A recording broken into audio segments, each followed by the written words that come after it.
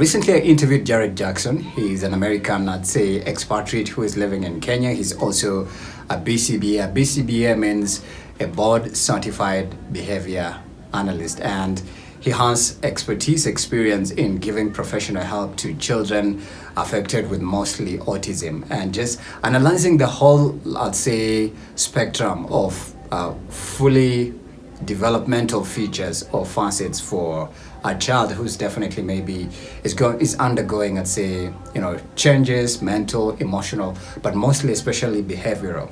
I think that's the main measure. Anyways, so my first time interacting with Auston Holleman. Is it Auston Holleman or Auston Holleman? Anyways, yeah. So the first time was, I think I was working at Radio Africa Group as a writer and as a graphics designer for Mpashu and Radio Jambo and Kiss FM and Classic. And I remember, when that time, I think it was in 2022. In 2022, there were videos of, American citizens moving from the USA to Kenya, just relocation, some sort of like a mass exodus, And there's this dude by name Auston who was doing videos, updating, his different encounters and experiences, especially in the city right here. And I remember pushing an editor to write a story about him. And it was written, actually. I think I pushed it to Kalondu. And I remember even tagging Auston Holleman on IG. I even sent him a DM. That was even before I got back to TV, because that time I was still behind. I had gotten off TV, became a writer at a different company as well as a producer and a trainee presenter. But then, I was really concerned about, just current affairs happening within, our locality. So I pushed an article that was written about Auston Holleman. I even sent it to him. I even texted him. And I think what followed thereafter, I think it was something that involved him and, a Kenyan lady and relationship and breakup. And, he said he's going back to the United States. He's never going to date again a Kenyan woman. There's a whole breakup situation that went down. Anyways, I don't exactly recall the nitty-gritties of it. But I remember as well pushing a writer at Nation to write an article about it. They wrote an article about him. And I think I sent it to him again.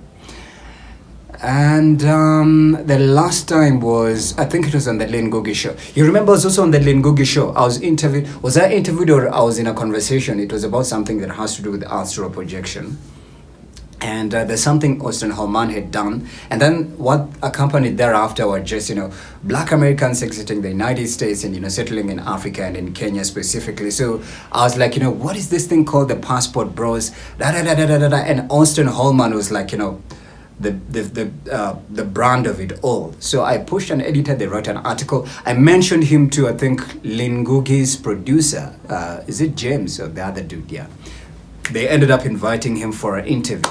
And I still tagged him at the comment section again. So I've actually been informing. I even asked him to come for a TV interview. Yes, I did.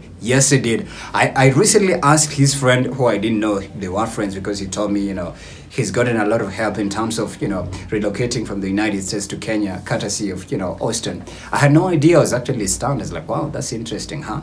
So for me, so my honest thoughts about Auston is,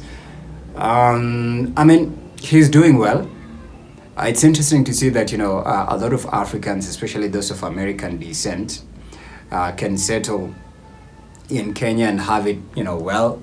And I love his boldness, his courage, and just, his, let's say the focus, the super forwardness he has, especially settling in a country that's not yours.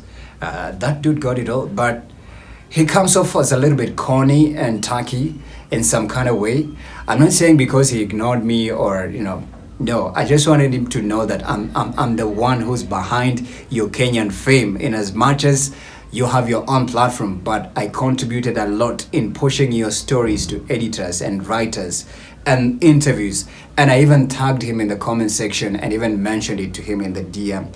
Never responded, never followed back. So that justifies corny and tacky. But I wish him all the best. If I've managed to interact with some people that are close to him, then it shows I'm a good person. I'm no hater, bro. I'm no hater, plus I'm Kenyan. I was born in Kenya. Mimi ni Mkenya jameni, so sijui mambo mengi ya Umarekani mie.